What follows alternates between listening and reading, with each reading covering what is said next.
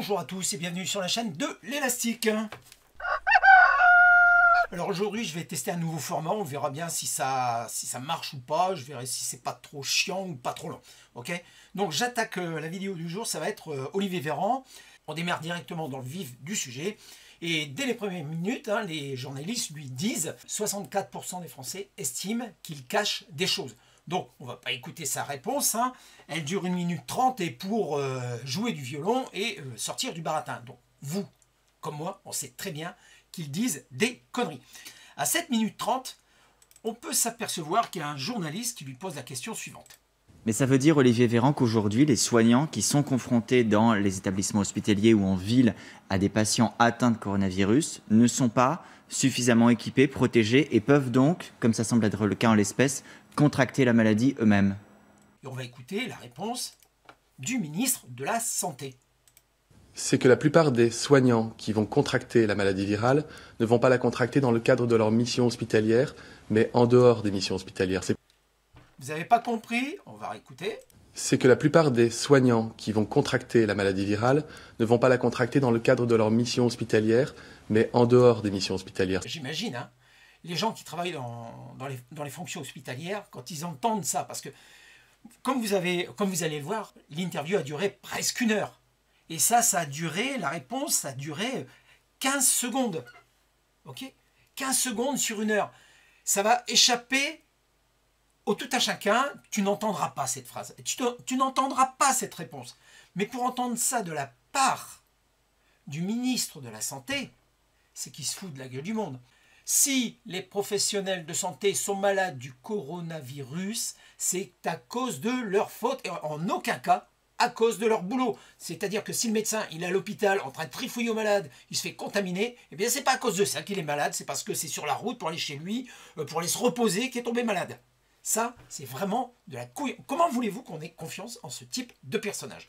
On part directement à la 44e minute. Le journaliste pose une question sur la chloroquine. C'est parti. Et l'on parle d'un antipaludéen, la chloroquine, qui est actuellement testée. Vous avez donné les autorisations nécessaires pour un test accéléré.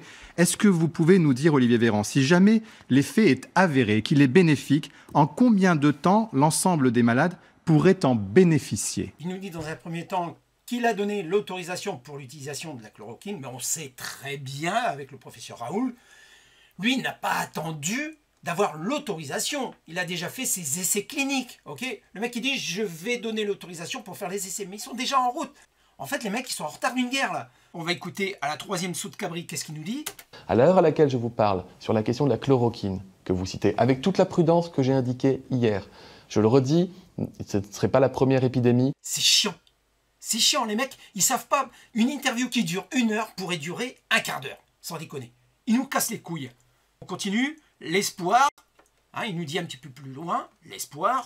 Tu mets l'espoir, il me suffit moi aujourd'hui pour tout mettre en œuvre pour qu'on puisse vérifier si c'est efficace ou non. Donc l'espoir, excusez-moi, mais il me semble qu'on l'a avec le professeur Didier Raoul. On l'a l'espoir.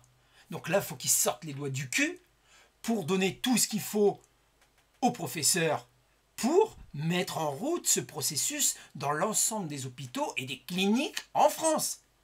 Mais vous allez voir le petit détail pour niquer le programme du professeur Raoult. Écoutez bien. Et ce traitement, s'il devait être efficace, nous le proposerions aux Français sans aucun délai. S'il devait être efficace. On sait qu'il est efficace. Donc le mec, il ne sait pas ce qui se passe au sein des fondations de recherche. On continue. Et je vous disais, à l'heure à laquelle je vous parle, il y a dans plusieurs hôpitaux français ouvrez bien les oreilles sur ce qu'il dit, c'est très important. Aujourd'hui même, l'inclusion de plusieurs malades graves avec des troubles respiratoires. Hop, le détail il est là. Il dit qu'il y a des inclusions de malades, mais écoutez bien la précision qu'il donne. L'inclusion de plusieurs malades graves avec des troubles respiratoires, des besoins en oxygène dans des hôpitaux parisiens et provinciaux. Donc vous avez bien entendu, il va le faire ce traitement aux malades graves. Donc il attend les retours sur le traitement qu'il va faire sur des malades graves. Qu'est-ce que dit le professeur Didier Raoult? Voilà, et sur le plan, il faut faire attention parce que sur le plan thérapeutique, ce que l'on est en train de voir, c'est que les malades au moment où ils ont une insuffisance Eh bien. respiratoire, le moment où ils rentrent en réanimation, en réalité, ils n'ont presque plus de virus. Et souvent, on n'arrive même plus à cultiver le virus. Donc, c'est trop tard. Là, le professeur dit clairement que sur les malades graves, ce n'est pas la peine d'utiliser ce traitement. Ça ne sert à rien. S'il persiste, je dirais, dans la bêtise, donc c'est-à-dire qu'il va donner ce traitement aux malades atteints gravement, c'est-à-dire que le traitement n'aura aucun effet, donc le traitement Didier Raoult sera rejeté, si vous voyez ce que je veux dire. Quand est-ce qu'on saura?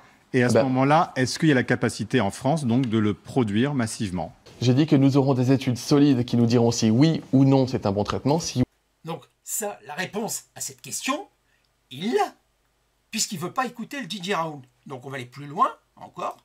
Si je peux avoir des indications favorables ou des signaux perceptibles, même faibles, Ben voilà, tu les as les signaux faibles et très peu perceptibles. Tu les as. En fait, tout est fait. Là, on a sur un plateau télé le ministre de la Santé qui ne veut absolument pas prendre le traitement du docteur Didier Raoult. Je ne suis pas médecin, ok? J'écoute un spécialiste mondialement connu, il me donne des réponses claires. Claires, vous entendez, des réponses claires. Là, on a un ministre de la Santé qui tricote, auquel vous allez faire confiance. Eh bien, celui qui est clair, celui qui a une expertise dans ce qu'il fait. Pas un plouc sur un plateau, et là, de toute façon, on voit bien sur sa mine déconfite, durant toute l'interview, on voit bien qu'il est mal à l'aise. N'importe quel, je dirais, professionnel du comportemental pourra vous le dire. Là, il est en état vraiment de crispation, et on décerne presque la peur sur son visage.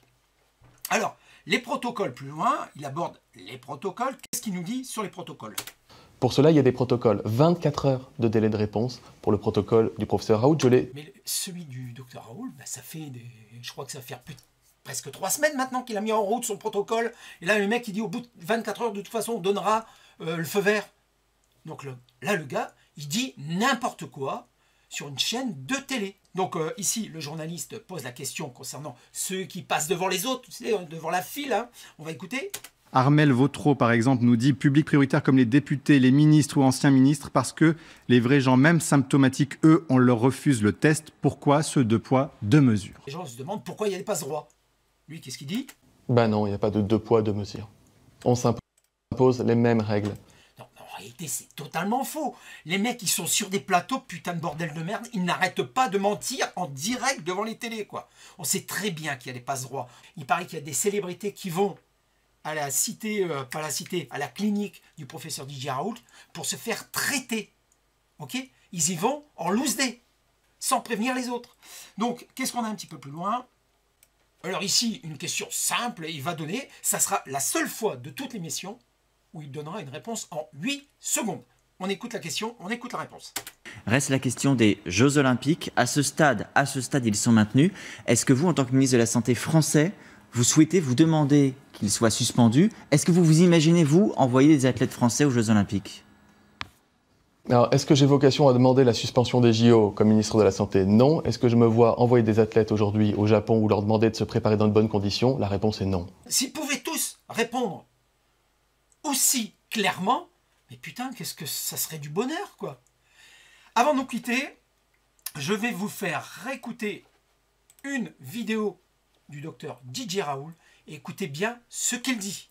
C'est très important par rapport à ce que vient de nous dire le ministre, le sinistre plutôt. Il est sinistre, ce ministre de la Santé. Les 3 pays qui ont dont la situation n'est pas contrôlée actuellement, c'est l'Italie, la France et l'Espagne. Donc c'est probablement pas des modèles. Donc le confinement en Italie, ça n'empêche pas qu'il continue à avoir une évolution exponentielle. Il continue à avoir une évolution exponentielle en France et en Espagne. Et ces 3 pays ont décidé de mettre au premier plan le confinement. On peut se poser la question s'il ne faut pas réfléchir, maintenant, accepter de changer d'opinion, ce qui est une forme d'intelligence sous la pression des événements, et repartir sur ce qu'a fait la Corée, c'est-à-dire multiplier les tests, traiter les gens et n'isoler que les gens positifs. Enfin, on ne peut pas isoler toute la population. Et comme on ne peut pas... Là, il le dit clairement, il faut tester, isoler, traiter. Voilà, on termine. Isoler les gens positifs si on ne les détecte pas, on est dans une situation qui n'a pas d'issue, sauf à refaire ce qu'on faisait pour le choléra au 19e siècle. Donc on est dans le 21e siècle, les maladies contagieuses, on doit les détecter, isoler les gens qui sont contagieux, le temps pendant lequel ils sont contagieux, et on doit raccourcir leur temps pendant lequel ils sont contagieux par les traitements qui les empêchent d'être contagieux. Et quand ils sont plus contagieux, il faut leur ficher la paix. Voilà. Donc la réponse est claire. Ce mec-là, il a une renommée mondiale. L'autre, sur le plateau télé, je ne le connaissais même pas avant qu'il soit ministre de la Santé. Voilà, j'arrête ici cette vidéo. J'espère qu'elle vous aura plu sous ce format. Je ne sais pas si ça a cafouillé un petit peu au moment où je l'ai tourné. Vous ne verrez peut-être pas durant le montage, mais ce n'est pas grave. Je vous dis à plus sur la chaîne de Léa Sick et surtout, paix à tous.